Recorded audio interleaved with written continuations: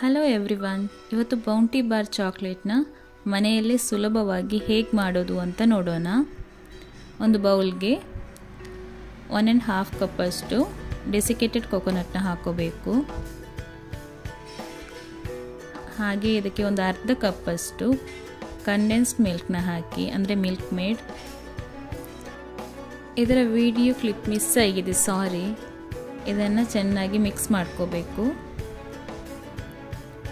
ಇದೇ ರೀತಿಯಾಗಿ ಕರೆಕ್ಟಾಗಿ ಮಿಕ್ಸ್ ಮಾಡಿ.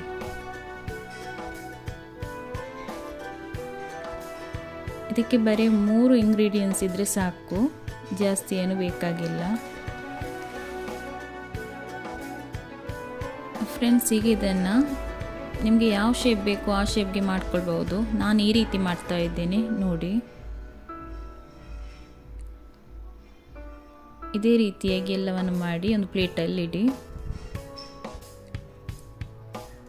ಹಾಗೆ ಯಾರೆಲ್ಲ ನಮ್ಮ ಚಾನಲ್ನ ಫಸ್ಟ್ ಟೈಮ್ ನೋಡ್ತಾ ಇದ್ದೀರಾ, ಪ್ಲೀಸ್ ಸಬ್ಸ್ಕ್ರೈಬ್ ಮಾಡಿ. ನೋಡಿ, ಇದೇ ರೀತಿಯಾಗಿ ಮಾಡ್ಕೋಬೇಕು. ಇದು ತುಂಬಾ ಈಸಿ, ಹಾಗೆ ಮಕ್ಕಳಿಗಂತೂ ತುಂಬಾ ಇಷ್ಟ ಆಗುತ್ತೆ. ನೀವು ಮನೆಯಲ್ಲಿ ಟ್ರೈ ಮಾಡಿ.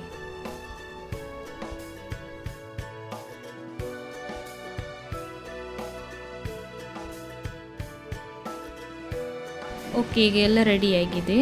ಇದನ್ನೀಗ ಸೆಟ್ ಆಗಲಿಕ್ಕೆ ಒಂದು 15 ಮಿನಿಟ್ಸ್ ತನಕ ಫ್ರೀಝರಲ್ಲಿಡಿ. ಈಗ ಚಾಕ್ಲೇಟ್ನ ಮೆಲ್ಟ್ ಮಾಡ್ಕೋಬೇಕು. ಅದಕ್ಕೆ ನಾನಿಲ್ಲಿ ಒಂದು 170 ಗ್ರಾಮ್ ಅಷ್ಟು ಚಾಕ್ಲೇಟ್ನ ತಗೊಂಡಿದ್ದೇನೆ.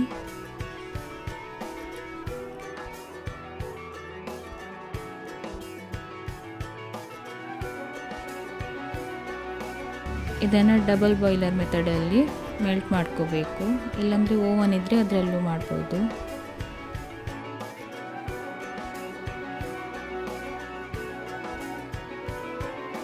ಈಗ ಇದೆಲ್ಲ ಸೆಟ್ ಆಗಿದೆ. ಇದನ್ನು ತೆಗಿತಾ ಇದ್ದೇನೆ ಪ್ಲೇಟಿಂದ. ಹಾಗೆ ಈ ಪ್ಲೇಟ್ಗೆ ಬಟರ್ ಪೇಪರ್ನ ಹಾಕೋಬೇಕು. ಈಗ ಒಂದೊಂದೇ ಬೌಂಟಿ ಬಾರ್ನ ಈ ಚಾಕ್ಲೇಟ್ಗೆ ಡಿಪ್ ಮಾಡಿ ಬಟರ್ ಪೇಪರ್ ಮೇಲೆ ಹಾಕಿ ಇದೇ ರೀತಿಯಾಗಿ ಮಾಡ್ಕೋಬೇಕು. ಫ್ರೆಂಡ್ಸ್, ನಾನು ಮಾಡೋ ರೆಸಿಪೀಸ್ ನಿಮಗೆ ಇಷ್ಟ ಆದರೆ ಪ್ಲೀಸ್ ಲೈಕ್ ಮಾಡಿ. ಹಾಗೆ ನಿಮ್ಮ ಫ್ಯಾಮಿಲಿ ಫ್ರೆಂಡ್ಸ್ ಎಲ್ರಿಗೂ ಶೇರ್ ಮಾಡ್ತಾ ಇರಿ. ಈ ರೆಸಿಪಿ ಅಂತೂ ಮಾಡೋದಕ್ಕಂತೂ ತುಂಬಾ ಸುಲಭ, ಹಾಗೆ ಟೇಸ್ಟ್ ಅಂತೂ ಸೂಪರ್ ಆಗಿರುತ್ತೆ. ಈಗ ಎಲ್ಲವನ್ನು ಚಾಕ್ಲೇಟ್ಗೆ ಡಿಪ್ ಮಾಡಿ ಆಗಿದೆ. ಈಗ ಸ್ವಲ್ಪ ಮೇಲ್ಗಡೆ ಈ ರೀತಿಯಾಗಿ ಒಂದು ಸ್ವಲ್ಪ ಶೇಪ್ ಕೊಡ್ತಾ ಇದ್ದೇನೆ. ಇದನ್ನೀಗ ಒಂದು 15 ಮಿನಿಟ್ಸ್ ತನಕ ಫ್ರೀಝರಲ್ಲಿಡಿ.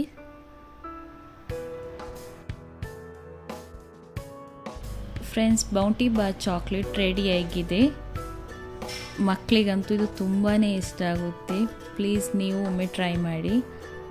ಹಾಗೆ ನಿಮ್ಮ ಫೀಡ್ಬ್ಯಾಕ್ನ ಕಾಮೆಂಟಲ್ಲಿ ತಿಳಿಸಿ. Thanks for watching. ನೋಡಿ ಯಾವ ರೀತಿ ಇದೆ ಅಂತ.